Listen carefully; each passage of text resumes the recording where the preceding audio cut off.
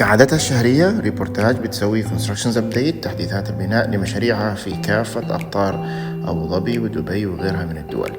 وبحكم إنه ريبورتاج موجودة في دبي، حاب أوريكم هذا الفيديو تشوفوا المشاريع اللي مستثمرين فيها عندهم، سواء كانت في دبي أو في أبو ظبي أو في مصر أو غيرها من الدول. ما شاء الله ريبورتاج ترى مطور كبير جدا، مع إنه في ناس لسه ما تعرفه وما تعرف إنه مطور ليه تاريخه وسلم العديد والعديد من المشاريع.